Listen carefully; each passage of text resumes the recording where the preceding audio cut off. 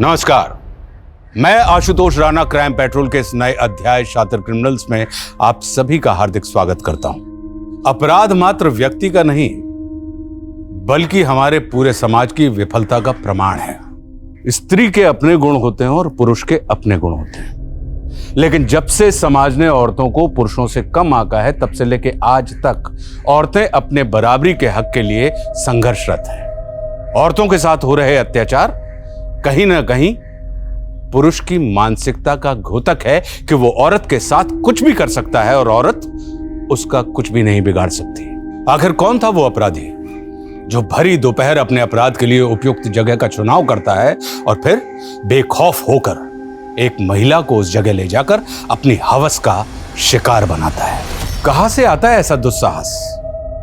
कहीं ऐसा तो नहीं कि ऐसे दरिंदों के सर से कानून का खौफ खत्म हो गया है, या औरतों पर होती दरिंदगी की खबरों को सुनते सुनते इन अपराधियों ने ऐसे कुकर्मों को अपना हक समझ लिया है?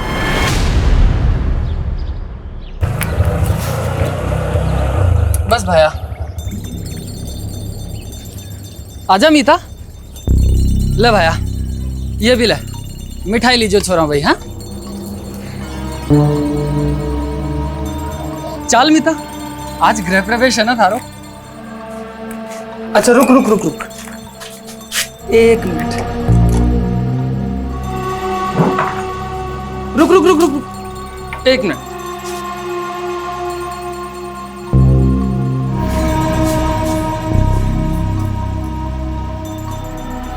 चल आजा।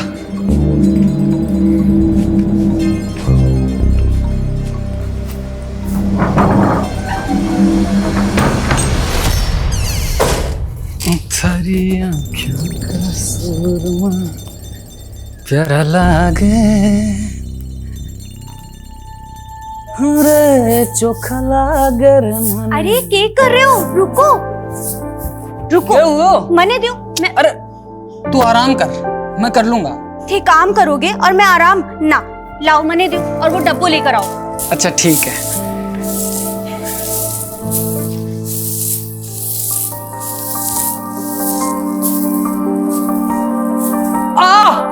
कहीं हुई हो? अब लग गई। क्या कर रहे हो? कोई आ जाएगा। शर्मा रही हो, मेरे से शर्मा रही है। देख, आज से हम दोनों एक दूसरे की परछाई हैं, एक दूसरे के सच्चे साथी, दुख में भी और सुख में भी, है ना?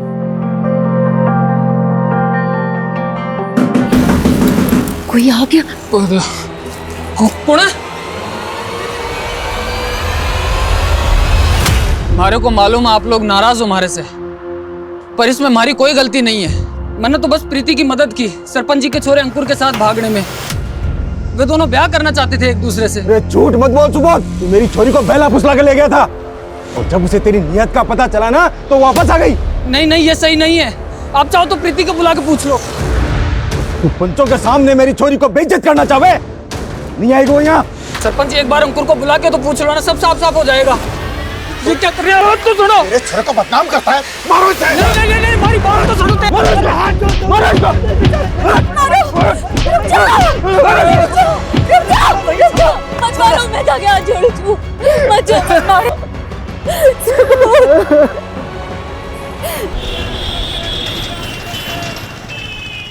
रेनू, तुम्हारी भाग्य रेखा देखी मैंने, पक्का कोई लॉटरी लगने वाली है। कुछ भी अनशन मत बोला। अरे पाग, अंडरस्टैंड नहीं बोल रहा हूँ, सच बता। एक सेकंड दो, ये देखो, ये जो रेखा है ना, इसमें साफ लिखा है कि तुम्हारी बहुत तेज चल रहा है। हीरो समझते अपने आप को? कौन है भाई आप? बताओ तुझे कौन हूं मैं? क्या कर रहे हो ये? क्यों? शादी मुझसे कर रही हो, मजे इसके साथ कर रही हो। शादी? क्या बोल रहा है रेनू ये? झुंडू शादी मंगेतर है मेरी, अगर इसके आसपास भी दिखा ना तो तोड़ दूंगा। चल भाग जा, भाग जा। चल घर ड्रॉप कर देता हूं। चल हटो। इसमें रोने की क्या बात है रेनू? सही तो कहा आकाश ने, तेरा होने वाला पति है वो। अगर तुझे इस तरह से सड़क पर किसी के साथ हंसते बोलते देखेगा तो गुस्सा तो आएगा उसे। पापा आप उसकी साइड ले रहे? मैं किसी की साइड नहीं ले रहा हूं, मैं हकीकत की बात कर रहा हूं। और अब तू ये ऐसे छोटी छोटी बातों पे आंसू बहाना बंद कर। तू तो शादी करके चली जाएगी, तेरे बाद मुझे रागनी के लिए भी तो लड़का देखना है। पापा लेकिन उसने तेरा दुखड़े सुनने का वक्त नहीं है मेरे पास। अब जैसा आकाश कहे वैसा ही कर तू, मेरे पर शिकायत नहीं आनी चाहिए। हाँ, और सुन, अभी फोन कर आकाश को और माफी मांग अभी।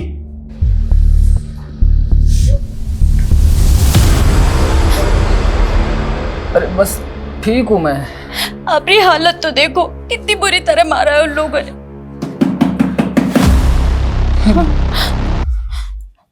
मैं नहीं नहीं नहीं, मत जाऊं।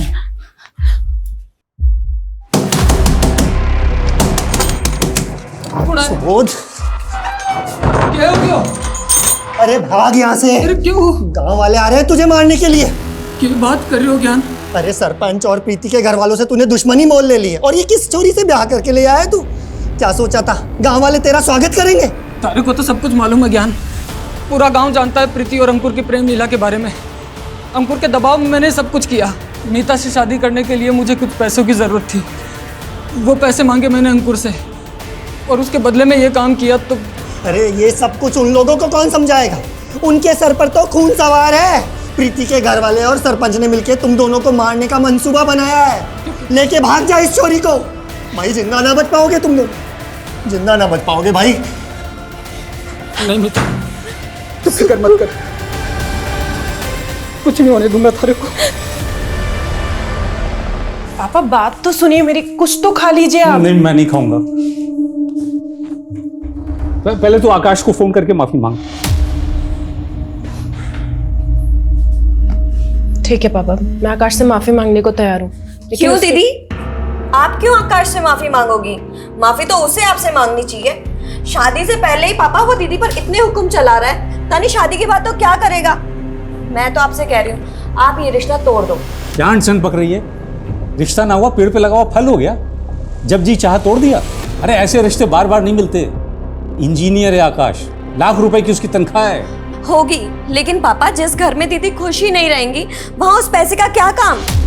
चुप कर तू अभी छोटी है, तुझे समझ नहीं है। मैं जो कुछ भी कर रहा हूँ इसके भले के लिए कर रहा हूँ, और तू उल्टा सीधा मत डाल इसके दिमाग में। लेकिन पापा, दीदी आप परेशान मत हो, मैं हूं ना, मैं कुछ करती हूँ।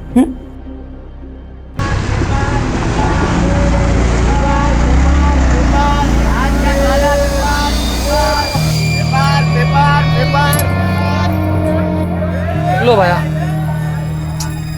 क्या देख रही है? गांव से बहुत दूर है हम, कोई नहीं आएगा। चल एक काम कर, तू यहाँ बैठ, मैं टिकट लेकर आता हूँ। हाँ, ये फोन में पैसे भी भरवा लाना।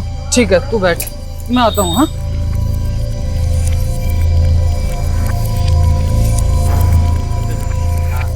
छोड़ूंगा नहीं। क्या नहीं छोड़ेगा है? हलवा समझा है क्या? आपकी वाला हाथ लगा के दिखा तो मेरे को, सारा मेरे को धक्का दे रहा।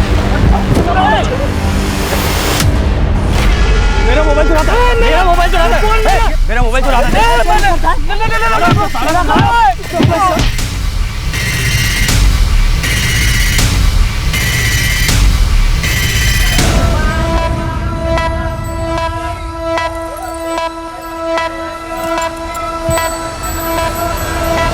अब मैं चोर नहीं हूँ साहब, वो दोनों गुंडों ने मारे को फंसा दिया साहब। झूठ मत बोल, सबने देखा था तुझे, तेरे पास दो मोबाइल थे। अब उन दोनों में से एक तो मेरा फोन था, एक मेरी बीवी का फोन था साहब। सब हुआ क्या था कि मैं जा रहा था और उन दोनों में से एक बंदा मेरे से टकराया और मेरे गिर गया साहब, मेरा फोन भी गिर गया। उनमें से एक मेरा फोन उठा के बोलता है कि ये मेरा फोन है, मेरा फोन है, और वो चोर चोर चिल्लाने लग गए साहब। सब मेरी बीवी बस स्टैंड पे मेरा इंतजार कर रही है साहब। बस पुलिस के सामने जो भी आता है ना, दुख भरी कहानी सुनाता है। एक दिन लॉकअप में रहेगा ना तो सब कबूल कर लेगा। बंद करो इसको लॉकअप में। साहब मैं सच कह रहा हूँ साहब, मैं कुछ झूठ नहीं बोल रहा साहब, मैं चोर नहीं हूँ साहब। अभी साहब, आप जिसको ढूंढ रही हैं उनको तो मैंने दिल्ली की बस में चढ़ते हुए देखा है। क्या? हाँ, आइए आपको दिखाते हैं कौन सी बस में चढ़े। आइए पास में आइए।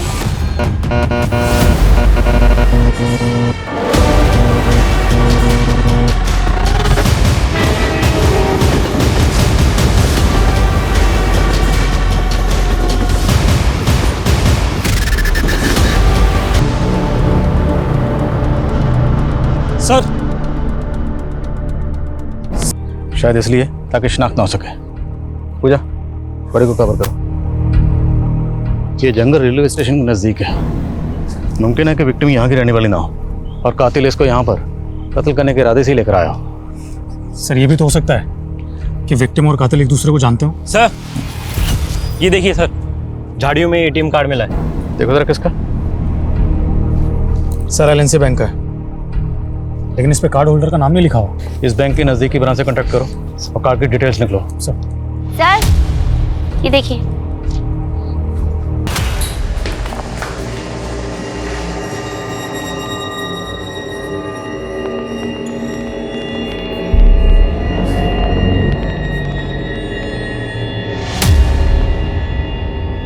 अच्छी लग रही हो। सॉरी हाँ, ये कुछ ज्यादा ही हो गया, मुझे पता है। लेकिन तुम भी मुझसे बहुत बहस करती हो। काम करो, तुम मुझे सॉरी बोल दो, ठीक है? सब कुछ यहीं पे खत्म करते हैं। आकाश I'm sorry। It's okay, आगे से ना। लेकिन मैं तुमसे शादी नहीं कर सकती। मैं किसी और से प्यार करती हूँ।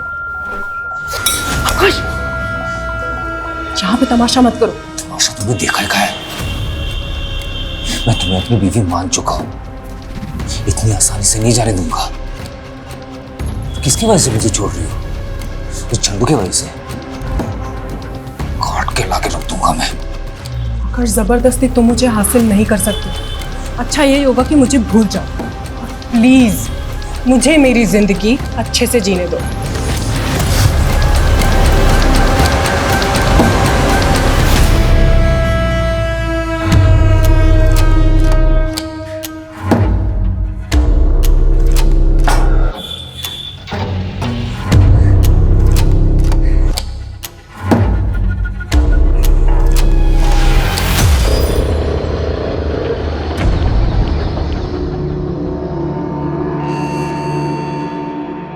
अब आप पूछे इनसे, इनको कितनी बार मैंने कहा कि चोर मैं नहीं वो लोग हैं, मगर सर इसके पास 2 फोन थे तो कंफ्यूजन हुई। फिलहाल जाओ तो। Sorry sir. सब हमारी बीवी साहब। तुम शांत हो जाओ, बैठो। बताओ क्या हुआ है? हमारी बीवी का कुछ पता नहीं चल रहा है साहब। आखिरी बार कहाँ देखा था उसको? जयपुर बस अड्डे पे साहब। और सर इन्हें ठगने वाले लोगों के बारे में भी हम पता लगा रहे हैं और काम करने के तरीके से लग रहा है जैसे कोई पेशेवर मुजरिम थे। सब हमारी बीवी का पता लगा लो साहब। सुबह तुम फिक्र मत करो, हम तुम्हारी बीवी को जल्द से जल्द ढूंढने की कोशिश करेंगे। ठीक है सर। बॉडी की शिनाख्त अभी तक नहीं हो पाई है। हालांकि पोस्टमार्टम रिपोर्ट से पता चला है कि लड़की की उम्र 23 से 25 साल के बीच थी। और सर लड़की की मौत बॉडी मिलने से 7 से 8 घंटे पहले हुई थी। और मारने से पहले विक्टिम के साथ फिजिकल रिलेशन बनाया गया, पर बॉडी पर किसी भी तरह के डीएनए सैंपल्स नहीं मिले। शायद प्रोटेक्शन यूज किया होगा। और सर बॉडी में नींद की गोलियां भारी मात्रा में मिली है। सर हो सकता है कातिल का यह प्लान रहा हो, पहले नशे की गोलियां देकर लड़की को बेहोश किया, फिर उसके साथ फिजिकल हुआ और फिर उसको मार दिया। इसलिए बॉडी पर किसी भी तरह का रजिस्टिंग मार्क्स नहीं है। वो स्टेडियम की डिटेल्स कब तक आएंगे? सर बैंक मैनेजर से बात की है, कार्ड बहुत पुराना है इसलिए थोड़ा समय लग रहा है। जब तक कार्ड की डिटेल्स आती हैं, विक्टिम की तस्वीर दिल्ली एनसीआर के सभी थानों में भेजो। शायद कहीं कोई मिसिंग कंप्लेंट फाइल हुई हो। और इस टैटू को आसपास के जितने भी टैटू पार्लर्स हैं सब जगह दिखाओ। और विक्टिम की तस्वीर सभी लोकल न्यूज़पेपर में दो। शायद कोई शिनाख्त के लिए आ गई। दीदी, आकाश से शादी ना करने का डिसीजन आपका एकदम सही है, लेकिन आप मेरी बात मानो तो अभी भी। रागिनी, मैं जानती हूँ तुझे मेरी फिक्र है, पर तुझे अब मेरी फिक्र करने की कोई जरूरत नहीं। अब मैंने तय कर लिया, मैं डर के नहीं जीने वाली। और वैसे भी अब मेरी जिंदगी में कोई और आ गया। कौन है वो? और कहीं उसी की वजह से तो तुमने संजीव को रिजेक्ट नहीं किया था? सच बताओ दी। Sanjeev I am sorry. मैं जानती हूँ कि मुझे ये सब कुछ पहले ही बता देना चाहिए था, लेकिन मैं क्या करती, मेरे फादर बहुत स्ट्रिक्ट हैं। संजीव, मेरे कहने से शादी नहीं रुकेगी, सिर्फ तुम ही शादी को रोक सकते हो। प्लीज़ मुझे रिजेक्ट कर दो। ठीक है, मैं मना कर दूंगा। रेनू दी, उस दिन भी तुमने एक झूठी कहानी बनाकर इतना अच्छा लड़का हाथ से गवा दिया। तुझे संजीव की इतनी फिक्र क्यों हो रही है? टॉपिक मत बदलो दी। ये बताओ कोई लड़का है भी या नहीं, या फिर तुम इस बार भी कोई झूठी कहानी बना रही हो? दी बताओ ना, कौन है वो? सही वक्त आने पर सब बता दूंगी। सर जो एटीएम कार्ड हमें जंगल में मिला था, बैंक मैनेजर का कहना है कि वो एटीएम कार्ड झारखंड के भभुआ के रहने वाले एक आदमी का है। सर हो सकता है वो औरत भी झारखंड की हो। मुमकिन है। तो एक काम करो, तुम झारखंड के लिए निकलो, मैं झारखंड पुलिस को इन्फॉर्म करता हूँ।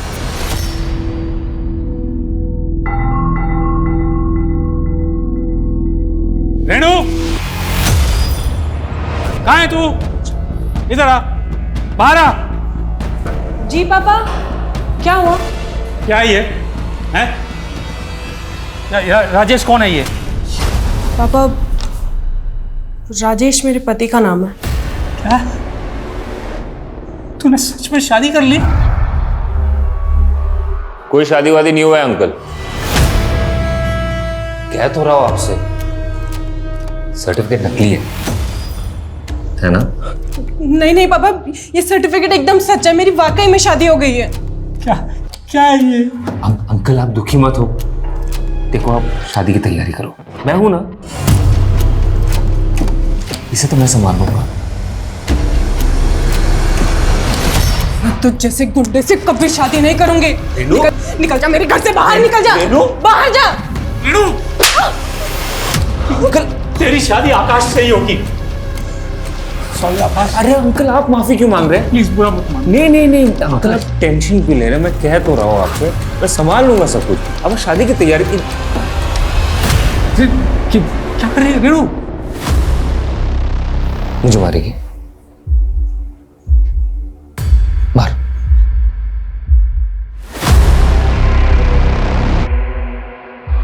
मार। आगे मत बढ़ना कोई भी। पापा हटिए आप यहाँ से, हटिए, मेरे पास मत आना। ठीक है। मुझे मेरी मरी हुई माँ की कसम है, अगर मेरे कोई पास आए तो मैं अपनी नस काट लूंगी। नहीं रेणु, क्या कर रही है? रेणु, कहाँ जा रही है? पापा आप मुझे कभी समझ ही नहीं पाए।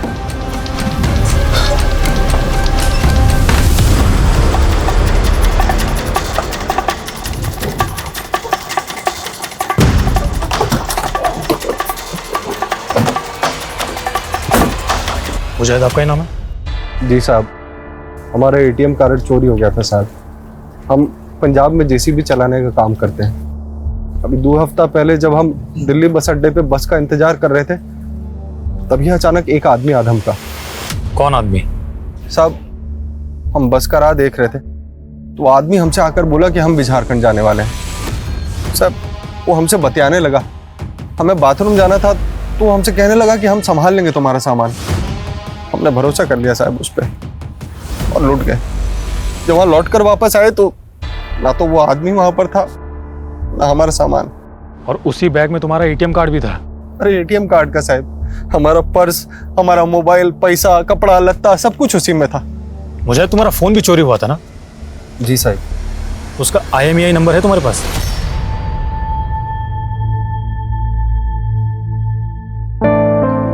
रागिनी, रागिनी रुक, मारी हूँ।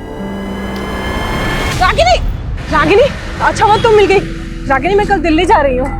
मुझसे बात मत करो तुम। Ragini I am so sorry, पर तू ही बताना मैं क्या करती। वो उस आकाश से शादी करके अपनी जिंदगी तो नहीं बर्बाद करती ना? पर मेरी कर दी ना। मतलब तुम तो चली गई, पर तुम्हारे किए की सजा मुझे भुगतनी पड़ेगी। रागिनी एक मिनट, साफ साफ बता हुआ क्या है? आकाश बेटा, हाँ बाबा, मुझे माफ कर दे, मैं अपना वादा पूरा नहीं कर पाया। देखिए जैसे हाथों की सारी उंगलियां एक जैसे नहीं होती, वैसे ही सारी औलादें एक जैसे नहीं होती। आप अपना वादा पूरा कर सकते हो अभी भी। मैं रागिनी से शादी कर लूंगा, अगर आपकी इजाजत हो तो। बिल्कुल, बहुत अच्छी बात कही तो। रागिनी, तू करेगी ना आकाश से शादी? तू आकाश से शादी करेगी? ये सब तुम्हारी वजह से हो रहा है। रागिनी मेरी बात तो सुन।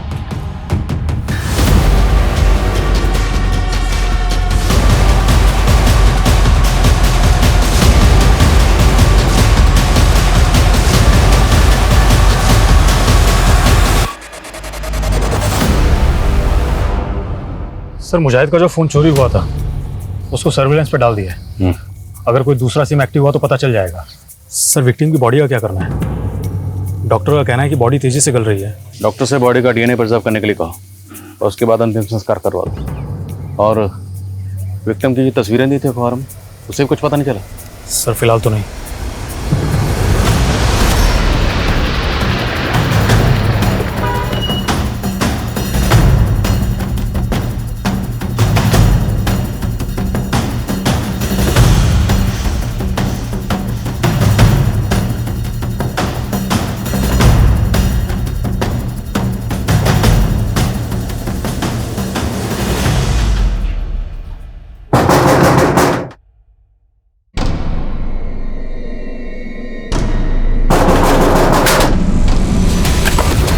여기 자 정보.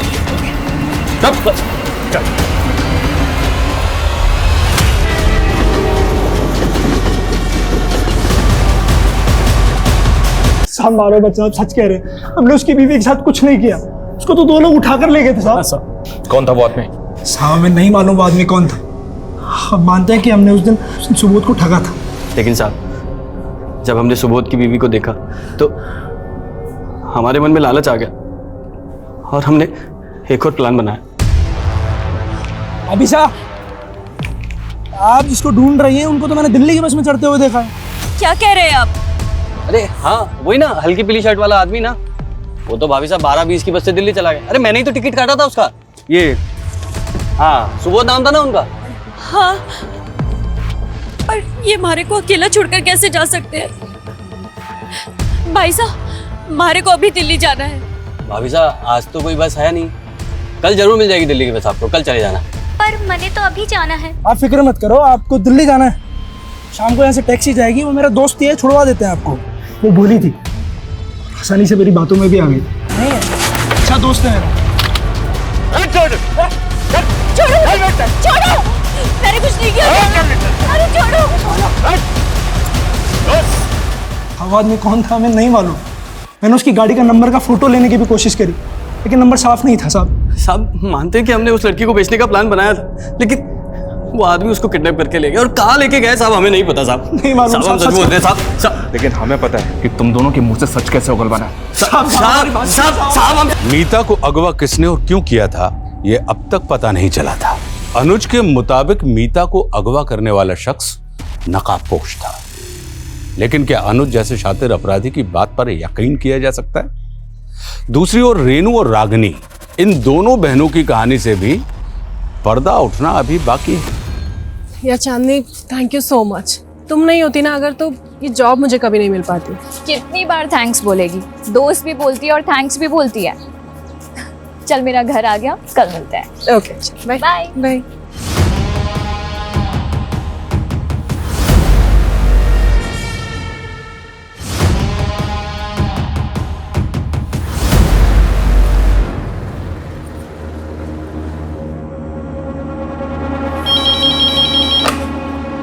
हेलो।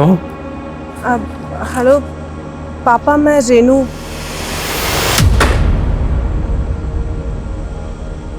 लेकिन साहब हमारी बीवी को कोई किडनैप क्यों करेगा साहब? सुबोध हम भी पहले ऐसे ही सोच रहे थे और इसीलिए उन दोनों के साथ हमने सख्ती भी की, पर वो दोनों अपनी अपनी बात पे अड़े हुए हैं कि उन दोनों ने मीता के साथ कुछ भी नहीं किया। तुम हमें ये सोचकर बताओ, क्या मीता की किसी के साथ कोई दुश्मनी थी, आस पड़ोस में या कहीं और? मीता की तो नहीं साहब, लेकिन हमारी दुश्मनी है सब हमारा गांव में। तो तुम्हें लगता है कि प्रीति के फादर विजय और गांव का सरपंच मीता को अगवा कर सकते हैं? धोखा और दुश्मनी इंसान आसानी से नहीं भूलता साहब। कहीं उन लोगों ने हमारी मीता को। तुम चिंता मत करो, फिलहाल तुम घर जाओ, जैसे ही कुछ पता चलेगा हम तुम्हें बता देंगे। ठीक है साहब। शर्मा, इस सुबोध के गांव जाकर हमें इंक्वायरी करनी होगी। हो सकता है कि वहां से मीता के बारे में हमें कोई पुख्ता लीड मिले। साहब इंसान को पहचानने में बात खा गया मैं। वो आकाश जिसे मैंने अपने बच्चों से ज्यादा माना, कातिल निकला। पापा पुलिस ढूंढ रही है उसे, और अच्छा ही हुआ लेकिन रेणु दीदी हम सबको छोड़कर चली गई, ना उनकी जिंदगी तो बर्बाद हो जाती।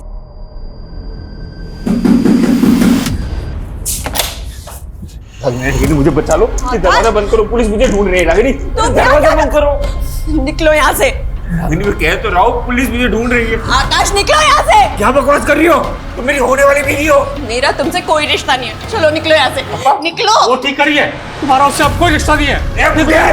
तेरा भी पढ़ निकल आया क्या? छोड़ो पापा को आकाश, छोड़ो। मैं इस घर से नहीं जाऊंगा। मैं भी देखता हूँ कौन मुझे तो इस घर में नहीं रखता। मैं भी देखता हूँ कौन निकालता है। बाहर जा। यहाँ मत रुक। नहीं, इस घर में नहीं रह सकता। निकलो यहाँ से, वरना जान से मार डालूंगी। निकलो यहाँ से। छोड़ूंगा नहीं तुझे।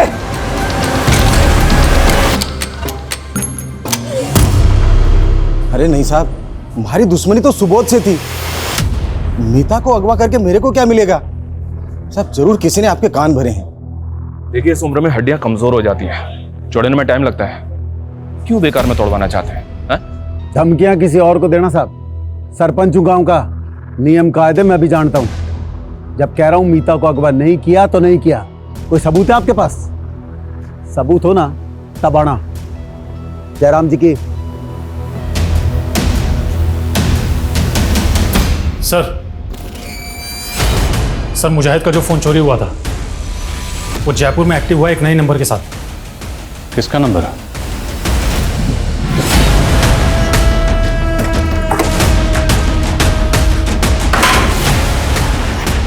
शुभम।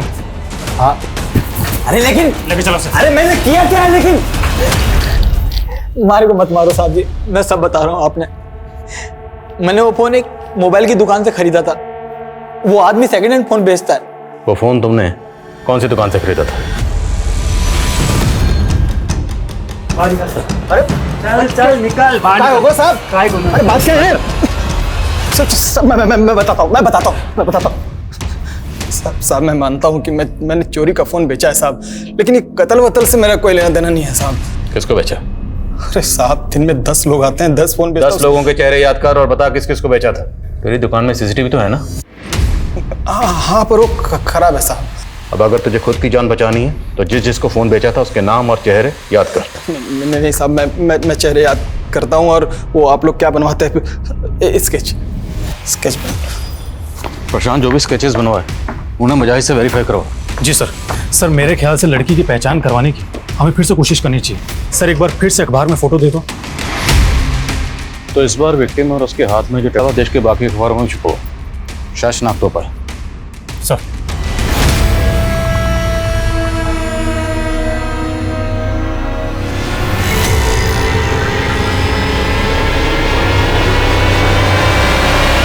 सर प्रशांत के बनाए स्केचेस में से एक स्केच को मुजाहिद ने आइडेंटिफाई कर लिया है। ये रहा वो स्केच और इसे उठा लिया है। मैं मानता हूं कि मैंने मुजाहिद का सामान और उसका फ़ोन चुराया था साहब, पर वो सारा सामान मैंने प्रशांत को बेच दिया था साहब। तुमने जो मुजाहिद का सामान चुराया था उसमें मुजाहिद का एटीएम कार्ड भी था, और वो एटीएम कार्ड हमें एक लड़की की डेड बॉडी के पास मिला। वहाँ कैसे पहुँचा? मतलब तुमने पहले उस लड़की का मर्डर किया, सामान प्रशांत को भेजा, और वो एटीएम कार्ड तू गलती से वहीं भूल गया, है ना? साहब ये सच नहीं है साहब, मैं कोई खूनी नहीं हूँ साहब। मारे को तो ये चोरी भी मजबूरी में करनी पड़ी थी साहब। एक हफ्ते पहले मारे को भी वहीं पर लूटा था किसी ने, उसी जगह पर। हमारे पास तो जयपुर आने का भी पैसा नहीं था साहब, और मजबूरी में मारे को भी वही जुल्म करना पड़ा जो हमारे साथ हुआ था। इस टैटू को देख और बता, तूने ये टैटू किसी लड़की के हाथ में देखा था? नहीं साहब। अगर ये सबूत सच बोल रहा है तो हमें इस केस को रीलुक करना पड़ेगा। हमसे कहीं ना कहीं कोई ना कोई चूक तो हुई है। सर सुबोध का स्टेटमेंट वेरीफाई करने के लिए मैंने प्रशांत को पुलिस स्टेशन बुलाया था, लेकिन उसका फ़ोन बंद आ रहा है। सर प्रशांत का घर और दुकान दोनों जगह चेक किया, दोनों जगह ताले लगे हुए हैं। खबरियों को काम पे लगाओ, लेकिन ढूंढो इस प्रशांत को। जी सर। इस प्रशांत ने भागकर कम से कम इतना तो साबित कर दिया कि इसका इस केस से कोई ना कोई ताल्लुक तो है। सर खबरियों ने पता लगाया है कि मीता को जीबी रोड के एक ब्रोथल में बेचा गया। वो ब्रोथल मुन्नी नाम की एक औरत चलाती है। उसने बताया कि 5 महीने पहले मीता एक अपने कस्टमर के साथ भाग गई थी। एक काम करो, लोकल पुलिस की मदद से मीता की सर्चिंग शुरू करो। मैं तब तक उसके पति सुबोध को इन्फॉर्म करता हूँ। Okay sir.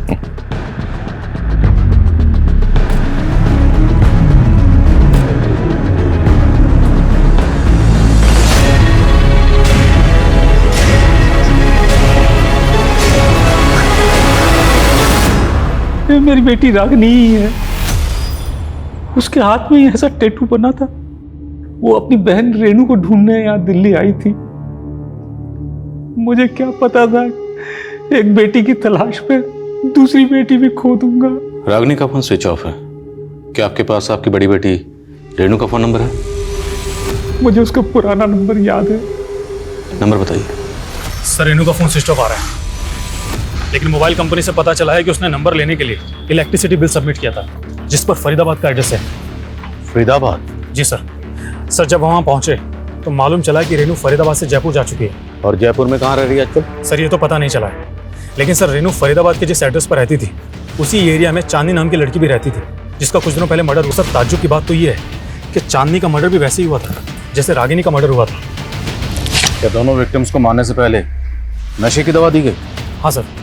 और सर इतना ही नहीं, दोनों लड़कियों का रेप भी हुआ था और चांदनी की लाश भी रेलवे ट्रैक के पास के जंगलों में मिली थी। दोनों एक दूसरे को जानते थे? नहीं सर, लेकिन चांदनी रागिनी की बहन रेनू की बहुत अच्छी दोस्त थी। रेनू की बहन रागिनी का कत्ल ठीक उसी तरह से हुआ जैसे रेनू की फ्रेंड चांदनी का।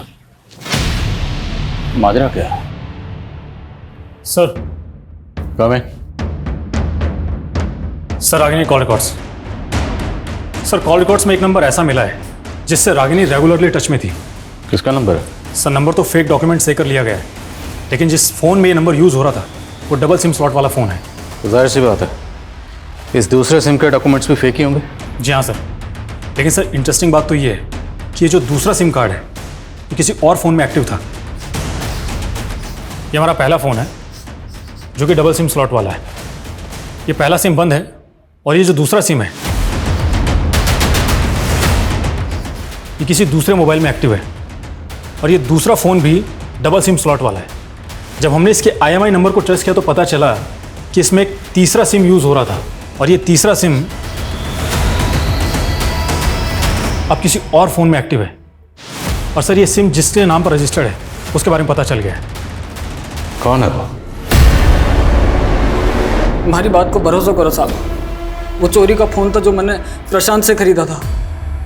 अब उसके पहले किसने इस्तेमाल किया, कब किया, मैंने क्या मालूम साहब। एक बार तुम पर भरोसा करके गलती कर चुके हैं, लेकिन वो गलती दोबारा नहीं दोहराएंगे। मर्डर केस है। जिस लड़की का कत्ल हुआ ना उसकी एक नंबर पर लगातार बात होती थी और जिस नंबर पर बात होती थी और जिस मोबाइल इंस्ट्रूमेंट में वो सिम इस्तेमाल होता था उस मोबाइल इंस्ट्रूमेंट के तार तेरे मोबाइल से जुड़ रहे हैं। इस बार सीधे सीधे पूछ रहा हूँ, सीधे सीधे बता दे। अगर नहीं बताएगा ना तो उल्टा लटकाएंगे और इस बार इतना मारेंगे। हाँ तो मारो ना साहब, मारो, लेकिन सच यही है साहब कि किसी खून से मेरा कोई लेना देना नहीं साहब। हमारी तो किस्मत ही खराब है जो ये सारे दुख और ये मुसीबत एक साथ हमारी किस्मत में आ लिखे। और साहब अगर आप बोल रहे हो कि मैं खूनी हूं तो हमारी बीवी मीता को खूनी कौन है साहब? मतलब आप साहब बोल क्या कहना चाहता? साहब मेरी बीवी मीता का खून हो गया था साहब और मैंने जयपुर थाने में रिपोर्ट भी लिखवाई है। आप चाहो तो पता कर लो। सुबोध बुरी खबर है तुम्हारे लिए। तुम्हारी बीवी मीता को दिल्ली में एक कोठे पर बेचा गया था। हम उसे ढूंढ ही रहे थे कि हमें उसकी ये फोटो मिली। पानीपत में उसकी लाश मिली हमें। किसी ने उसका गला दबा के मार दिया था उसे। सर मुझे नहीं लगता सुबोध खूनी हो सकता है। मैंने पता किया है, इसकी वाइफ का मर्डर हुआ था और ये बात सच है। हालांकि चांसेस कम है पर फिर भी क्वेश्चनिंग करते रहो। प्रशांत के बारे में कुछ पता चला? सर तलाश जारी है। ढूंढो उसे। सर साला भी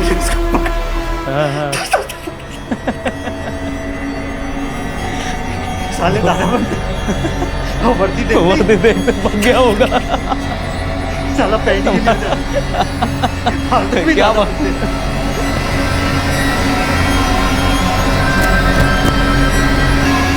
भाई 2 मिनट जोर से लगी। सुखराम जल्दी आओ, खुद को मारने की कोशिश की इसने। एम्बुलेंस बुलाओ जल्दी। हेलो, हाँ मैं हॉस्पिटल में हूँ।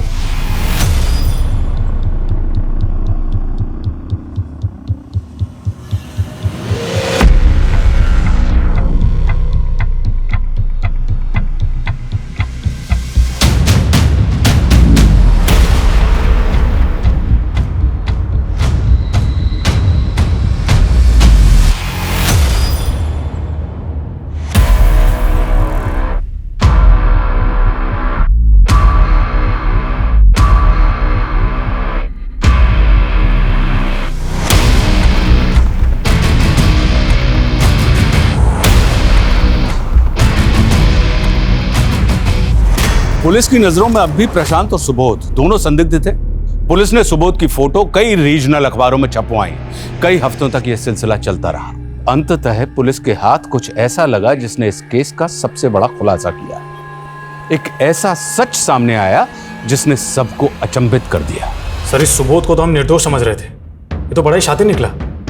अखबार में हमारे द्वारा सर्कुलेट की गई फोटो को देखकर कई पुलिस स्टेशन से फोन आए। सर, बंगाल पुलिस ने तो इसे वांटेड घोषित किया है। दुर्गापुर में एक मर्डर किया था इसने। पर समझ में नहीं आई, सुबोध का नाम डेटाबेस में कैसे नहीं मिला? क्योंकि सर ये हर जगह फेक नेम से क्राइम करता है। बंगाल पुलिस में बादल नाम से केस रजिस्टर्ड है, बिहार में विनोद और एमपी में रघुराम। सर, बंगाल केस में सुबोध ने एक फेक आइडेंटिटी क्रिएट की थी। अंजना नाम की एक लड़की को जंगल में ले जाकर नशे की दवाइयाँ दी, उसके साथ रेप किया और उसका मर्डर कर दिया। एक आई विटनेस की वजह से पकड़ा गया और 2 महीने तक जुडिशियल कस्टडी में था। सर, जेल के इंचार्ज से मेरी बात हुई। उसका कहना है कि सुबोध जेल में चार्ल्स शोभरा जैसे सीरियल किलर्स की किताबें पढ़ता था और दूसरे कैदियों को भी सीरियल किलर्स की कहानी सुनाता था। Serial killer? इस सुबोध की दिमागी हालत मुझे कुछ ठीक नहीं लग रही। सर, जेलर को भी यही लगता था, तो उन्होंने साइकेट्रिस्ट को कंसल्ट किया और साइकेट्रिस्ट का कहना था कि सुबोध सेक्स एडिक्ट है और उसके लिए वो मर्डर भी कर सकता है। अच्छा, इसकी जमानत तो हुई नहीं होगी, फिर ये छूटा कैसे? सर, सुबोध ने वही तरीका वहाँ अपनाया जो उसने यहाँ अपनाया था। सुसाइड का नाटक करके अस्पताल में भर्ती होकर चकमा देकर भाग गया। अच्छा, सुबोध ने बंगाल के अलावा और कहाँ मर्डर किए? सर, सुबोध ने कुल 11 मर्डर किए हैं, अलग अलग नाम से, और सब में विक्टिम औरतें थीं। गुजरात, मध्य प्रदेश, पंजाब, हरियाणा में भी मर्डर किए सुबोध ने। तो मतलब अगला मर्डर ये दिल्ली में नहीं कहीं और करेगा। ये कहीं ना कहीं तो अगले शिकार की तलाश में होगा। वर्मा, इससे पहले ही किसी और मासूम को अपना शिकार बनाए, ये सुबोध मुझे सलाखों के पीछे चाहिए। सर, हेलो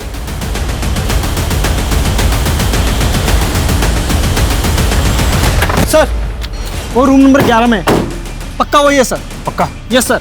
चलो।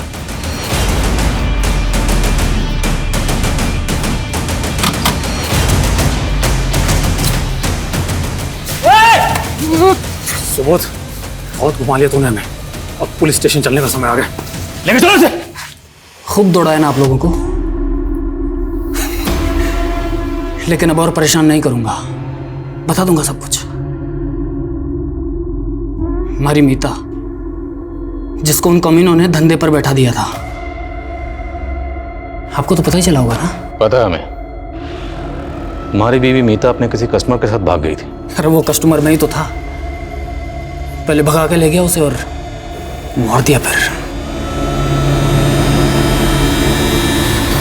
क्यों मारा मीता को? मैली हो गई थी ना साहब। मीता की मौत के बाद मानो मन नया जन्म मिल गया हो। सालों तक लोगों ने सताया मारे को, पर अब हमारी बारी थी। रेणु कहाँ? यहीं दिल्ली के त्रिनगर में शादी की थी उससे मैंने। और रेणु की बहन रागिनी, उसे क्यों मारा? रेणु के साथ उसे मार्केट में देखा था मैंने। रागिनी बड़ी पसंद आई थी मैंने, लेकिन रागिनी से पहले रेणु की सहेली चांदनी से मिला मैं। और बाद में मुझे पता चला कि रेणु रागिनी को बार बार फोन करती थी और वहीं से रागिनी का नंबर चुराया मैंने और फिर रेणु से मिलने के बहाने उसे दिल्ली बुला लिया। बस बस भाया। यहाँ पर किस लिए? यहीं से जाना पड़ेगा, वो पूरा घूम के जाएंगे तो टाइम लग जाएगा ना।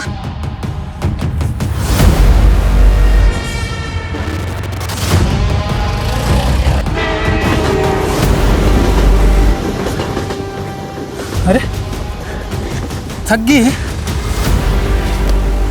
एक काम कर। और कितना दूर जाना है? ये जूस पी ले, पी ले, पी ले। और पी ले।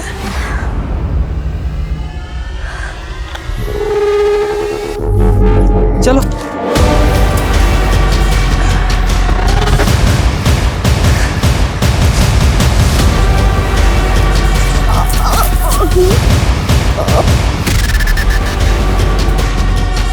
ये सब वैश्यपना क्यों करता था? हमारे को भी शोभराज भैया की तरह अलग अलग लड़कियों को चखने का चस्का लगा था।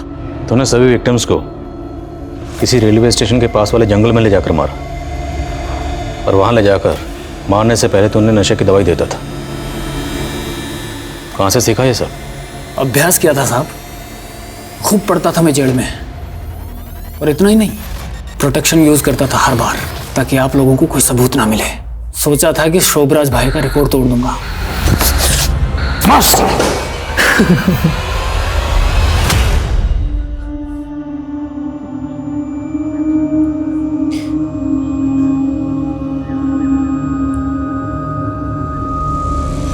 सुबोध ने अपने स्टेटमेंट में जो खुलासे किए थे वो काफी चौंका देने वाले थे। सुबोध एक कुख्यात अपराधी के किस्सों और कारनामों से काफी प्रभावित था। उस अपराधी को वो अपना आदर्श, अपना रोल मॉडल मानने लगा था और उसके जैसा बनने की सनक में वो ठीक उसी अंदाज में अपराध किया करता था। सुनने में कितना विचित्र लगता है ना, लेकिन अफसोस कि ये आज के युग की सच्चाई है। जिस तरह मनोरंजन के नाम पर खबरों को सनसनीखेज बनाकर हमारे सामने पेश किया जाता है, ये भी इसकी एक वजह है। न्यूज चैनल और अखबार में हमें अक्सर कुख्यात अपराधियों का महिमा मंडन सुनने को मिलता है, पढ़ने को मिलता है। एक भगोड़े व्यापारी से लेकर एक फ्रॉड बाबा की आलीशान जिंदगी को हमारे सामने एक रोमांचक कहानी की तरह पेश किया जाता है और युवा अक्सर ऐसे बैड बॉयज की कहानी से आकर्षित होते हैं और उनके जैसा बनने की चाह पालने लगते हैं। वो ये सच नजरअंदाज कर देते हैं कि इन सभी शातिर अपराधियों की जिंदगी सिर्फ एक छलावा मात्र है और कुछ नहीं। यह अत्यंत आवश्यक है कि आज का युवा अपने आदर्श सोच समझकर चुने। अब मैं आशुतोष राणा विदा लेता हूं आपसे। हम फिर से मिलेंगे एक ऐसी ही कहानी के साथ जो आपको रखेगी सतर्क और जिंदगी को सुरक्षित। तब तक अपना और अपने परिवार का ख्याल रखिए और देखते रहिए क्राइम पेट्रोल सतर्क। जय हिंद।